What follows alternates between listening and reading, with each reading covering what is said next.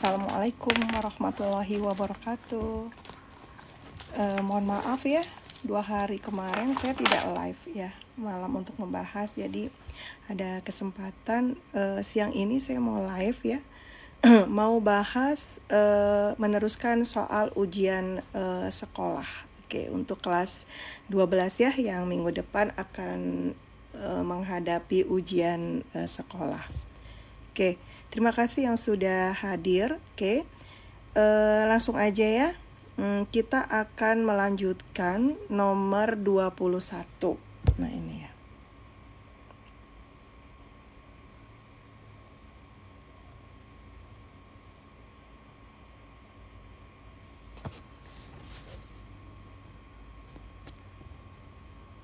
Oke, nomor 21 ya, sudah terlihat. Ini kita bicarakan tentang kelas 11 ya, tentang sel ya. Halo juga. Halo juga. Oke. Perhatikan gambar sel di bawah ini ya. Ini adalah sel apa nih kira-kira? Karena dia bentuknya tidak beraturan ya. Sepertinya ini adalah sel sel hewan ya. Karena dia tidak mempunyai dinding sel. Oke. Nah, kalau kita lihat langsung ke soal ya, gambar sel ini, proses yang terjadi pada nomor 1. Oke ya, nomor 1.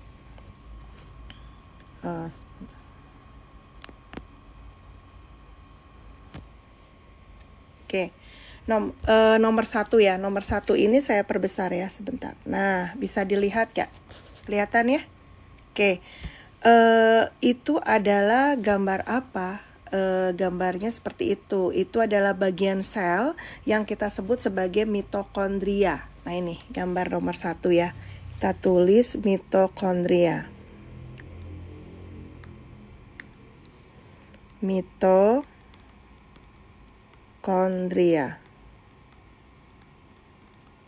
Oke. Nah, saya kecilin lagi ya. Nah ini ada mitokondria ya. Nah, kita harus paham bahwa mitokondria itu fungsinya untuk apa sih? Untuk respirasi sel. Jadi mitokondria itu fungsinya adalah untuk respirasi sel ya. Respirasi sel. Oke. Respirasi sel.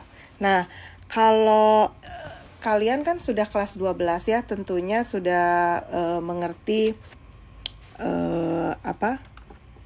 Nah, saya ginikan ya. Oke.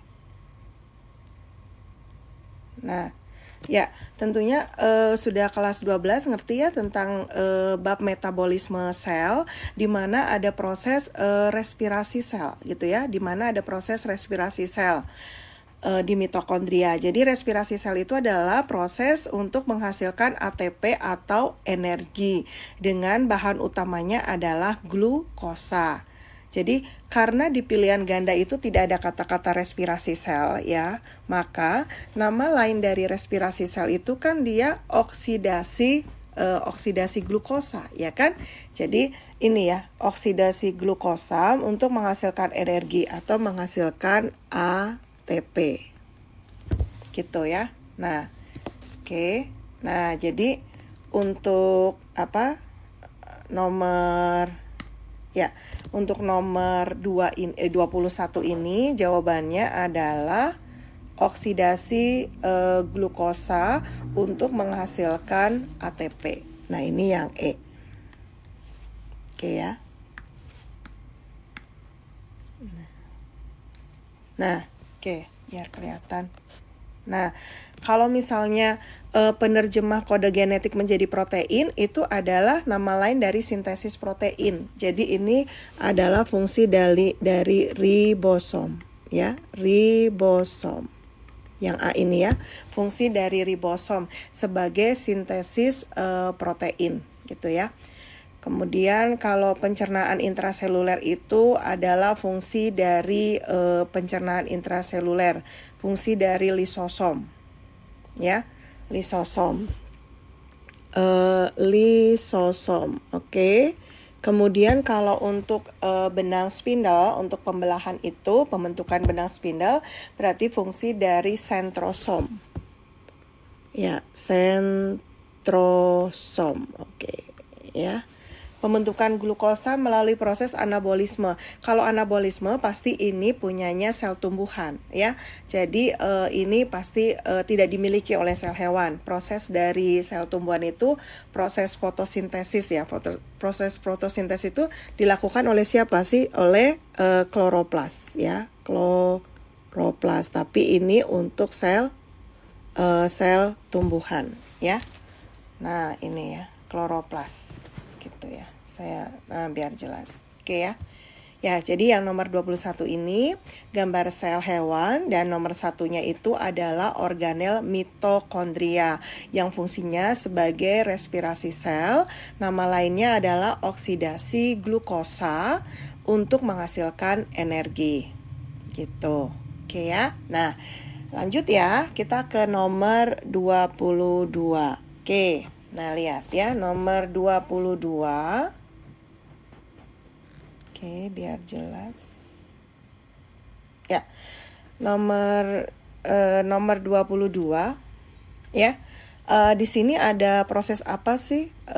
Proses ini apa? Proses pada respirasi ya, proses respirasi ya. Jadi nanti boleh dicek ya, kalau misalnya belum mengerti tentang respirasi, boleh dicek di channel YouTube saya, Weti Yuningsi. Debu. Oh iya. Terima kasih Faisal. Iya. Glikolisis betul banget ya. Jadi ini proses respirasi aerob ya. Itu terdiri dari 4 tahap ya kan. Yang pertama adalah glikolisis, betul. Kemudian yang kedua adalah ini dekarboksilasi oksidatif ya. Ini yang pertama ya, proses yang pertama adalah glikolisis, kemudian proses yang kedua adalah dekarboksilasi oksidatif ya. Ya. Kemudian proses yang ketiga adalah siklus Krebs ya kan. Proses yang keempat baru transfer elektron. Itu. Nah, itu adalah proses dari respirasi. Ya, betul. Terima kasih Faisal. Yang ketiga itu siklus Krebs ya. Kemudian, nah kita bisa lihat bahwa satu itu adalah glikolisis ya kan, dimana proses glikolisis berasal dari kata glikolisis ya, kita lihat glikolisis, oke. Lisis itu artinya pecah, oke, pecah ya. Lisis itu artinya pecah. Jadi apa yang dipecah? Glukosa. Jadi glukosa ya, ini glukosa. Glukosa itu C-nya 6 itu akan dipecah menjadi C-nya 3. Nah C3 ini namanya apa? Namanya asam pirufat. Ya, asam pirufat. Ya. Oke, berarti kalau C6 dijadikan C3 berarti hasilnya berapa? 2. Oke, berarti hasilnya adalah 2 asam pirufat. Kemudian dia menghasilkan apa? Selain asam pirufat ada 2 ATP. Ya, mohon maaf. Goyang-goyang. Mau ngapus malah diginikan ya. Nah, ya. Ya, 2 ATP ya, kita tulis. Ya, 2 ATP dan 2 NADH. Oke, ya. Dihafalin aja ya. Boleh dicek di video saya ya, channel Weti Yuningsi ya. Oke. Sebentar ini. Nah, mengganggu. Muka saya mengganggu.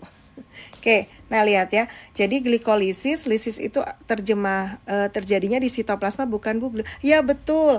Jadi respirasi itu kan tadi terjadinya di mitokondria. Cuman untuk proses yang pertama, glikolisis itu terjadinya di luar mitokondria, yaitu di sitoplasma. Betul ya? Oke. Jadi di luar terjadinya di sitoplasma, betul. Nah, lisis itu pecah, gliko itu glukosa. Jadi glukosa yang dipecah, C-nya 6 dipecah menjadi 2 asam pirufat, 2C3. Hasil sampingannya ada 2 ATP dan 2 NADH. Oke ya. Nah, lihat ya. Jadi kita bisa lihat ini ya. Kita kembali ke sini ya. Oke. Berarti nomor 1 itu adalah glikolisis ya.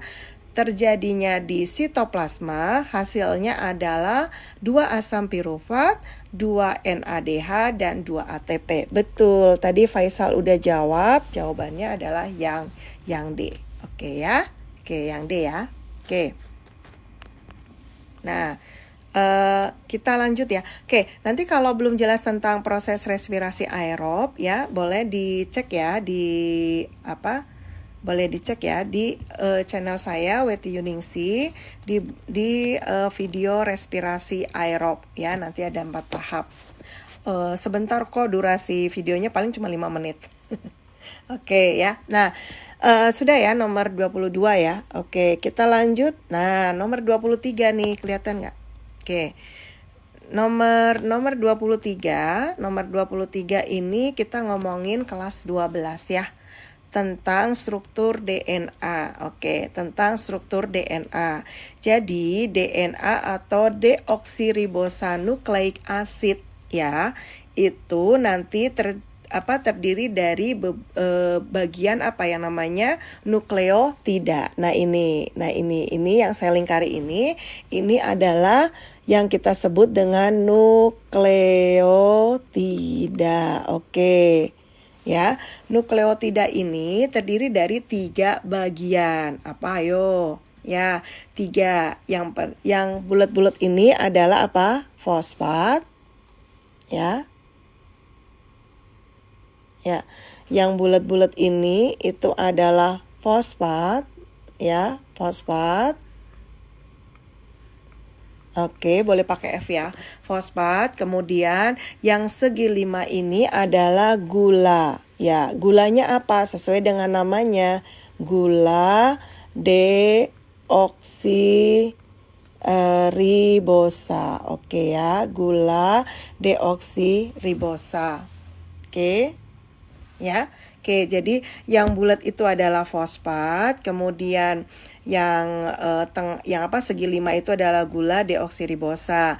Nah, yang kotak ini adalah basa nitrogen. Basa nitrogen. Oke ya. Basa nitrogen. Oke. Nah, basa debu. Ya, betul. Kayaknya nih Faisal jago nih. Ya, jago ya. Thank you. Betul Faisal ya. Jadi basa nitrogen itu kan ada 2 ya. Apa aja? Basa nitrogen. Ini ya, dimiringkan ke sini ya. Ya. Basa nitrogen itu ada purin. Ya. Sebentar, ribet banget. Sebentar ya. Oke. Purin ya, purin, dan yang satunya adalah pirimidin ya kan. Nah, purin itu terdiri dari 2, adenin dan guanin ya. Adenin disingkat A dan guanin disingkat G. Biasanya saya suka pakai kata menghafal adeguapurin. Ya, jadi adeguapurin. Ya betul, adenin dan guanin. Betul Faisal. Oke, purin ya terdiri dari adenin dan guanin. Kalau pirimidin terdiri dari sitosin, itu disingkat S atau C, kemudian sama timin untuk DNA. Oke, pirimidin itu sitosin dan timin. Oke, sitosin dan timin ya Faisal ya. Kayaknya ngetiknya salah nih. Sitosin dan timin, oke. Tapi kalau di RNA itu timin diganti menjadi urasil gitu ya. Nah, kalian harus paham bahwa ya purin itu selalu berpasangan dengan pirimidin. Nah, jadi pasangannya ini A itu pasangannya dengan T gitu ya. Oke, ya oke. Kemudian kalau S atau C ini pasangannya dengan G gitu. Ya, atau ini ya biar nggak, sebenarnya berlaku kebalikannya ya, A dengan T atau T dengan A, kemudian S dengan G atau G dengan S. Nah, yang harus kalian hafal juga bahwa ada lengannya. Ya Faisal, bener. Ya, ada lengannya. Kalau A sama T lengannya berapa? 2 gitu ya, lengannya 2. Oke, lengannya 2 ya nih ya, 2. Kalau G lengannya berapa? 3. Oke. Jadi kayak gini. Ya, lengannya adalah sebentar.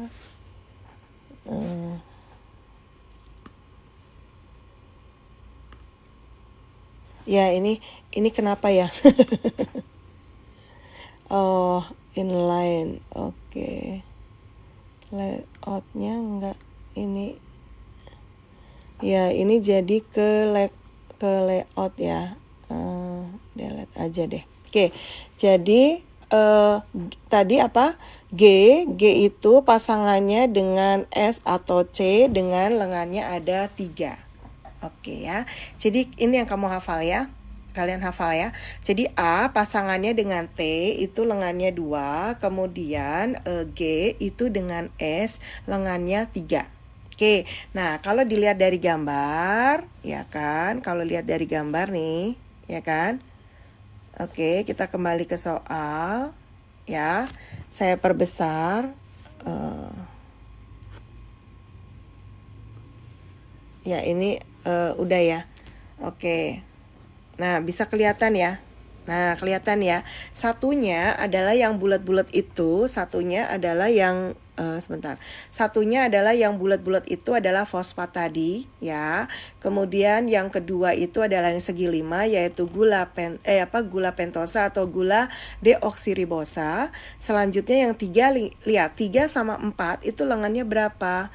Lengannya itu 2. Berarti 3-nya pasti adenin, 4-nya timin, ya. Atau boleh kebalikannya juga. Maka betul tadi kata Faisal, jawabannya adalah yang D. Oke, yang D.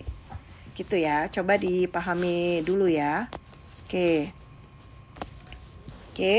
coba dipahami. Ada yang tidak mengerti boleh di chat ya. Oke ya. Ya, jadi ingat ya, DNA itu terdiri dari nukleotida. Satu nukleotida itu terdiri dari 3 bagian. Yang pertama adalah yang cenol-cenol ini, yang bulat ini adalah fosfat. Kemudian yang segi 5 ini adalah gula deoksiribosa atau gula pentosa. Kemudian yang kotak ini adalah basa nitrogen. Selanjutnya basa nitrogen itu terdiri dari 2, yaitu purin. Purin yang terdiri dari AG, adenin guanin, adik gua purin ya.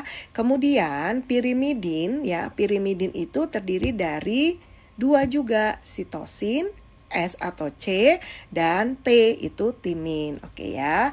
Nah, kalau kita kembali ke soal, ditanyakan satunya ini adalah fosfat, yang 2 adalah deoksiribosa, kemudian yang 3 dan 4 itu berarti adenin dan timin. Oke, jadi jawabannya yang D. Oke ya, sip.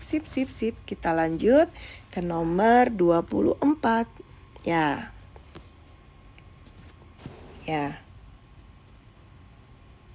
Oke, jelas ya. Oke, pencahayaannya kurang sini. Ya.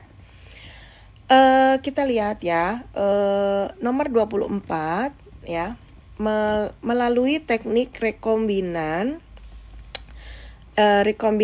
DNA gen yang memanfaatkan bakteri E. coli dapat diperoleh insulin dalam jumlah banyak dan cepat. Bagaimana prinsip dasar teknik tersebut? Nah, kita bicarakan tentang apa?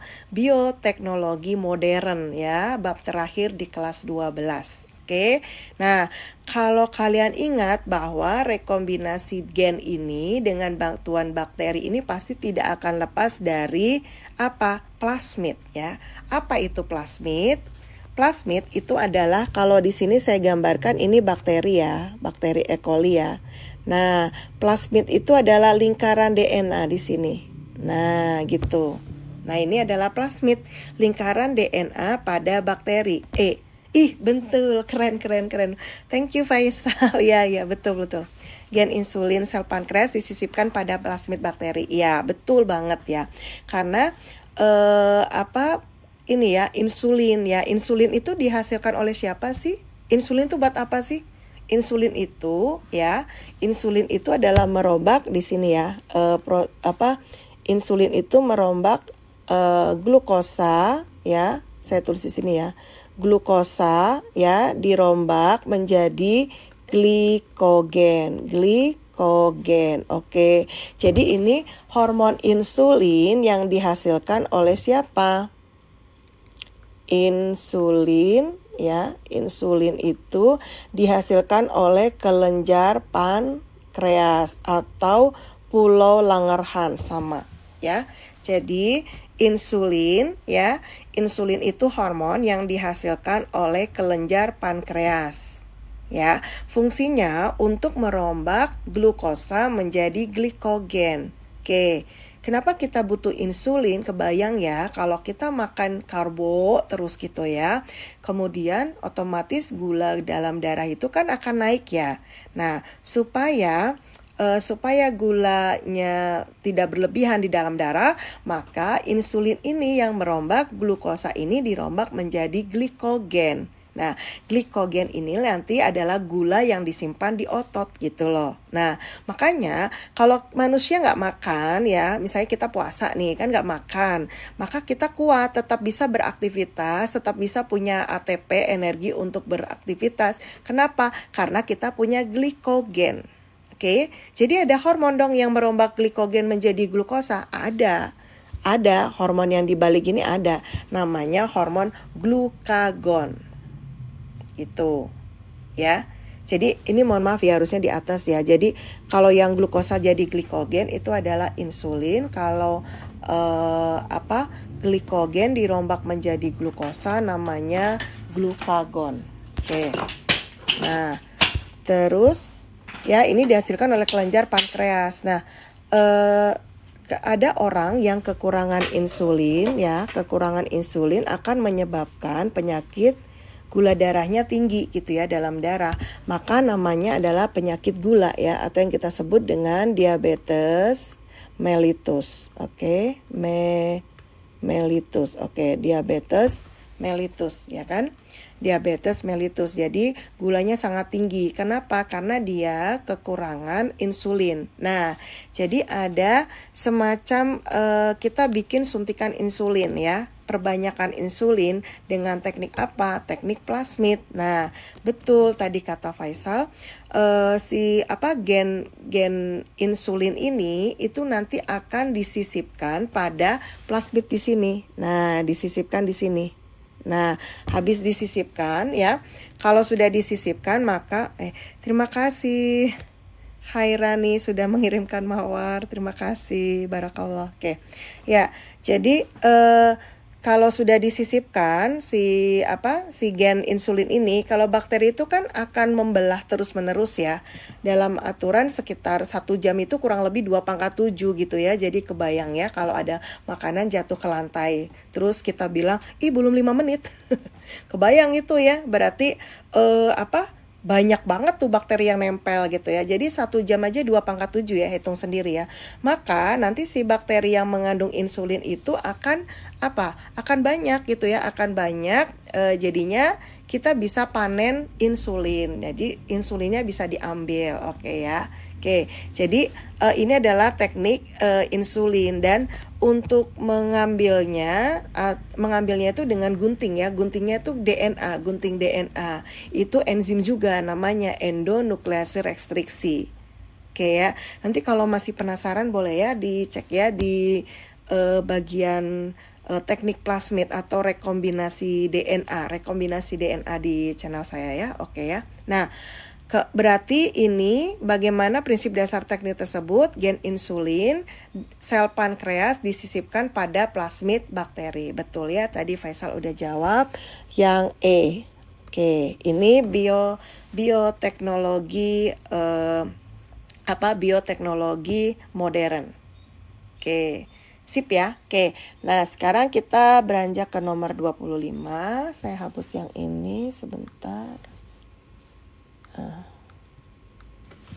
Ya. Oke.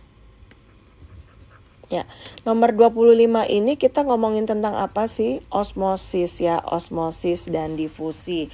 Jadi ini pelajaran kelas 11. Oke ya. Kelihatan ya gambarnya ya. Nah, kita harus paham dulu nih. Oke. Kita harus paham dulu apa bedanya osmosis dan difusi. Oke ya. Jadi difusi itu adalah aliran ya, zat terlarut atau pelarut.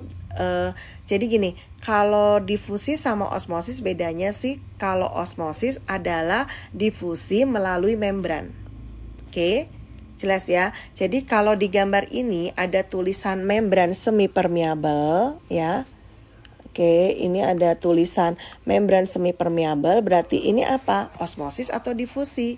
Pastinya dia adalah osmosis ya, karena menggunakan membran, osmosis. Nah gitu ya. Jadi kalau dia pakai membran berarti osmosis. Berarti contoh dari difusi apa? Ya dua larutan yang jadi satu. Misalnya gini, kita bikin sirup ya. Sirup itu kan ada sirupnya yang kental dengan airnya yang keencer kan. Nah terus sirup dan air ini kan kita aduk ya. Maka si sirup yang kental ini akan berubah menjadi lebih encer dan air yang encer ini akan berubah menjadi lebih kental ya kan. Nah, itu namanya proses difusi. Dan kita mencampurnya langsung tanpa ada membran gitu ya. Tanpa ada membran gitu ya, jelas ya. Jadi kalau ada membran berarti ini pasti osmosis. Jadi kita bisa lihat dong di pilihan ganda ya kan. Kalau tidak osmosis berarti salah, ini salah, ini salah. Oke? Sip ya. Dan osmosis difusi itu merupakan apa? Transfer pasif karena tidak memerlukan energi. Nah sekarang kita lihat larutan A dan B itu. Jadi ya, kalau osmosis itu yang kita lihat adalah airnya, Bu Faisal. Oke, sebentar, ini agak kurang yakin. Oke, Ibu juga mau bareng-bareng ya kita bahas ya. Oke ya, sebentar. Oke, jadi airnya ya, kalau kita dilihat airnya, maka air itu kan encer apa kental? Encer kan? Ya, kalau airnya encer ya, maka kalau air encer berarti air itu dia apa? Hipotonik kan? Hipotonik ya kan? Ya kan, airnya hipotonik ya. Jadi osmosis itu kalau kita lihat airnya, maka air itu akan mengalir dari yang encer ke pekat. Jadi air itu akan mengalir dari yang apa? Yang hipo ke hiper gitu kan? Air itu kan? Ya, jadi air itu akan mengalir dari hipo ke hiper. Nah, ya kan? Nah, kita lihat kalau ada molekul gula itu berarti dia hiper atau hipo? Hiper atau hipo? Hiper kan? Karena kalau gula itu berarti dia pekat, berarti di sini hiper. Nah, berarti yang B ini hipo. Nah, kalau kayak gini ceritanya ya, berarti saya majukan ya. Nah, lihat hiper ya. Oke. Pelajarannya ruwet. Ya, terima kasih. Ya, jadi kalau molekul gula hiper kan, molekul air itu hipo, maka air itu mengalir dari mana? Dari hipo ke hiper, berarti kayak gini kan. Nah, ke sini. Ya nggak? Ya, air berpindah dari larutan hipo. Nah, kenapa seperti ini? Ya karena kan gulanya ya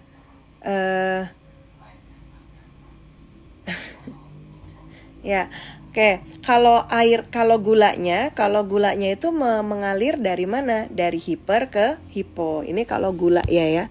Jadi kalau gula itu dari apa? Hiper ke hipo gitu. Ya. Oke, jadi kalau yang pekat itu, oh Faisal, saya pikir Muri. Iya, iya, iya, usia 23 tahun tapi masih inget ya pelajaran SMA, bagus, bagus, bagus. Oke, iya, iya, iya. Oke, makasih ya yang udah komen. Lucu komennya. Oke, sip ya. Kita lanjut ya. Jadi air itu akan mengalir dari mana? Dari hipo ke hiper. Berarti dari A ke B. Betul ya? Betul Faisal. Dari A ke B, kemudian B itu bersifat apa? Karena molekul air yang bersifat sorry. Air berpindah dari mana ya? Kok saya jadi bingung? Ya, dari ini apa? Ini kan molekul gula, airnya dari air itu berpindah dari larutan yang molekul air ya, harusnya B ke A ya. Oke, kayaknya saya ada salah ketik nih. Ya, jadi air berpindah dari B ke A ya kan?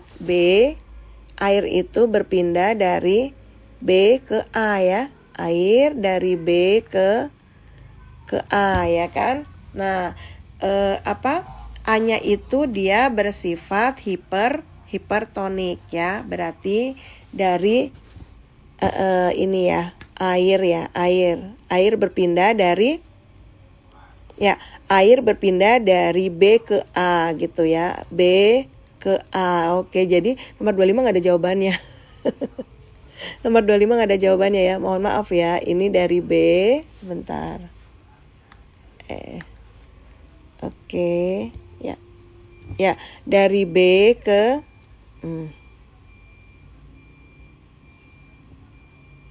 ya. Sebentar ya. Ya, dari B ke A. Dari B ke A gitu ya, yang bersifat hipertonik ya. Jadi ini nggak ada jawabannya ya, mohon maaf ya. Jadi yang A. Oke, ibu yang A hipo bu. Iya. Kenapa? Molekul B.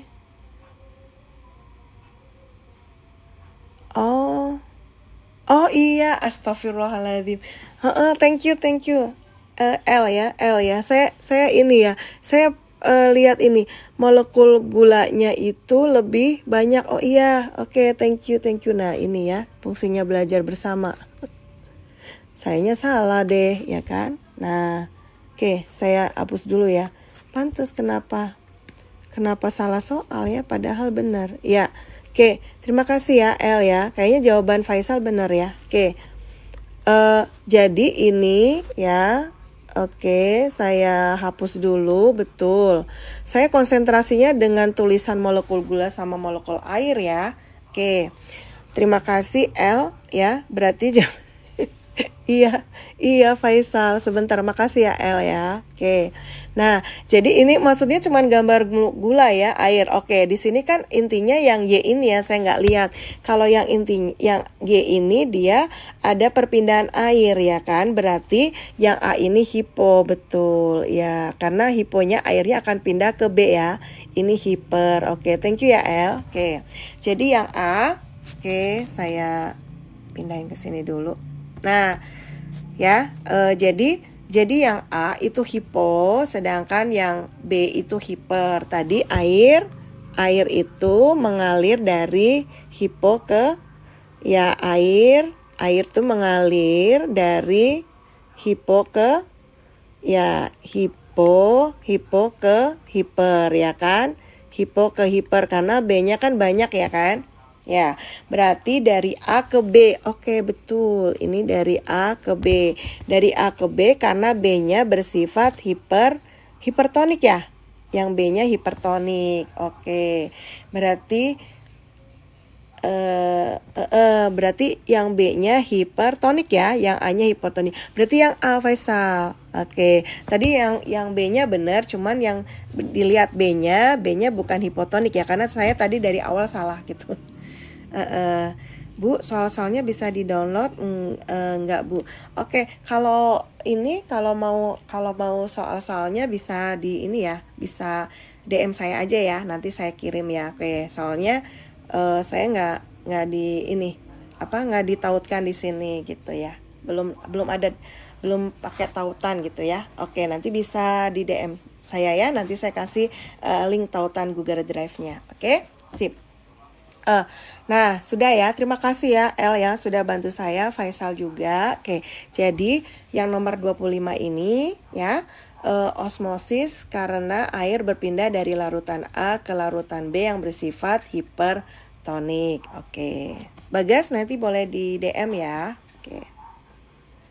Atau komen di chat TikTok ini ya. Oke. Ya, kita akan bahas lagi nomor 26 ya, 26.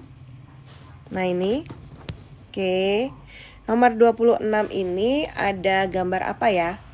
Penjelasan yang tepat untuk grafik berikut. Ini adalah kerja enzim ya. Kita tahu bahwa enzim kita pelajari di kelas terima kasih ya El. Oke, kita pelajari di kelas 12 ya kan, pas awal-awal ya sebelum metabolisme gitu. Nah, penjelasan yang tepat pada grafik berikut adalah, nah kita lihat pH, kan di sini dilihat pH ya. pH-nya ya. Oke, pH-nya pepsin berarti di sini ya pH kecepatan reaksinya itu pada pH 23 ya, berarti dia asam apa basa? Asam ya. Asam. Oke, ini asam ya kan. Sedangkan amilase ini di 7 lebih ya. Berarti dia cenderung ke basa ya, basa. Oke. Basa gitu ya. Penjelasan yang tepat untuk grafik berikut adalah enzim pepsin bekerja pada suasana basa. Salah. Harusnya asam. Enzim pepsin bekerja pada suasana asam di lambung. Oke, bisa ya. Enzim tripsin, tripsin ini bisa ya. Tripsin nggak dibicarakan, adanya amilase ya kan. Enzim amilase bekerja pada suasana asam, salah. Oke, berarti langsung gampang banget jawabannya adalah yang B. Oke ya.